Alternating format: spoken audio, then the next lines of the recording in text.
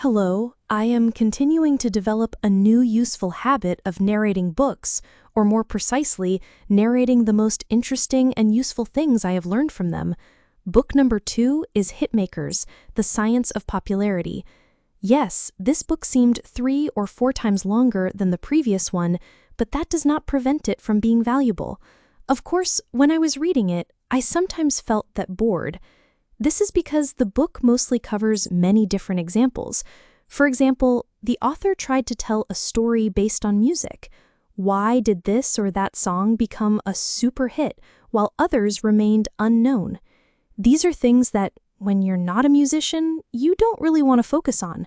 But what I did focus on were the examples related to business and literature. That is, why some business projects take off and why some stories become mega and sell millions of copies. I'll talk about examples from businesses that I've identified for myself, and they still amaze me to this day. An example related to Tinder and Facebook. If you don't know what Tinder is, then you probably already have a significant other. And if you don't know that it's a dating site, then I think, if I'm not mistaken, even in America, this app is one of the leading ones, and the book describes the model of how these apps, in this case Facebook and Tinder, were advertised at the start. That is, before that, of course I had heard an interesting story that Facebook is just a model that was not originally planned as a huge-scale project. It just appeared as part of college. That is, Mark Zuckerberg had some pretty girls at his college, then of course some guys appeared, and it all started to grow from one college to another, and now Facebook has almost, I don't know how many people use it, probably more than 1.5 billion for sure. As for Tinder, I didn't really get the details, to be honest.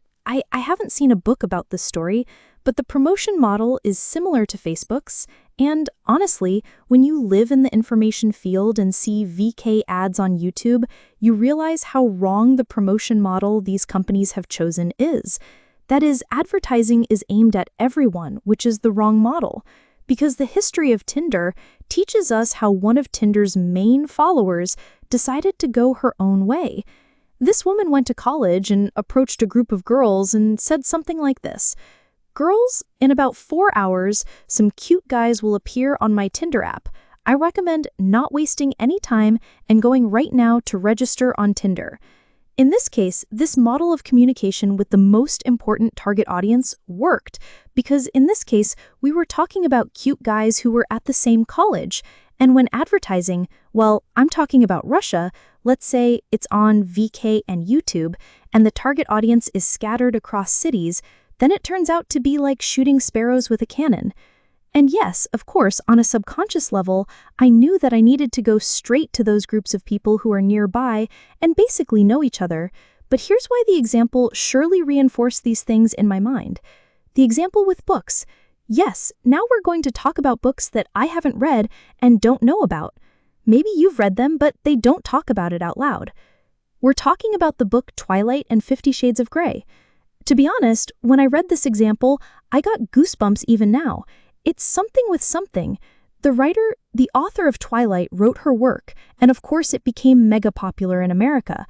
There is a website that is something like a women's blog, and it is the most popular in America, and there are mostly fans of fan fiction, stories where other authors rewrite the story, let's say Twilight, changing something. Well, I don't know how to explain it exactly because I'm a visitor to this site myself, but on this forum, there was a woman whose nickname was White Dragon or something like that. This woman started writing her own story on the theme of Twilight, and so when she started practicing and writing her story, this woman gained her own fans, and then this woman received a proposal. Combine all the stories she wrote and release a separate standalone video book. As it turned out, the Twilight fan wrote 50 Shades of Grey, and 50 Shades of Grey simply surpassed Twilight in terms of book sales.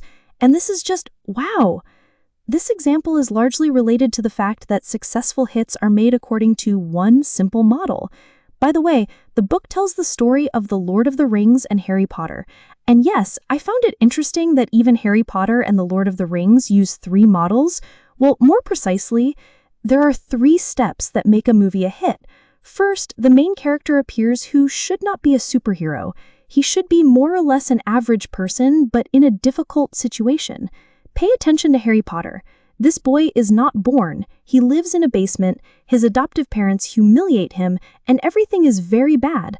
The same is true of The Lord of the Rings, for example. I don't quite understand. If you haven't read these books, it sounds like gibberish. Well, these two main characters are average characters. There is nothing special about them, and throughout the book or movies, in this case, the character evolves. He begins to discover new abilities. He realizes that he is brave through difficulties. That is, the first model is that the character should be more or less similar to an average person, so that there is no rejection. The second model is difficulties that come along the way.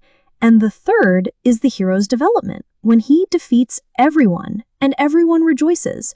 It's obvious to me, and I hope to you too, but the thing is, when you realize that Star Wars, Harry Potter, Lord of the Rings, and 50 Shades of Grey, even though I haven't read them, use the same model, it caught my attention in relation to music. Yes, I also highlighted one moment. It's all connected even with painting. The most important hits appear through a compilation model. This means that everyone steals and copies each other, which is unfortunate. Well, that's how the world works. Previous artists analyze previous works, look at them, highlight the most interesting parts, and try to incorporate something from previous works into their own model, adding something of their own. And yes, I'll repeat myself, it's a little sad because no one is really trying to reinvent the wheel. No one wants to do exclusively new, super understandable things. To sum up, the post turned out to be quite long, but I can say the following. iBook, and of course, I've already bought it for you, and you'll find a link to download it in the description, so when you have time, read it and check out the next thing. If you noticed, I started working with sound. If I recorded the first audio recordings just on my phone, now I have a full-fledged voice recorder that I hold in my hands and record audio through it. I even ordered a lapel microphone and hope that it will arrive in 5 days and the sound will definitely be better. So if you notice the difference in sound, write your feedback. You can find me by clicking on the channel description and seeing the link there. Write me if the sound has improved and if you like this approach, because, hell, why not? We need to work on quality. So yes, the next book will be out in about a week. Have a nice day.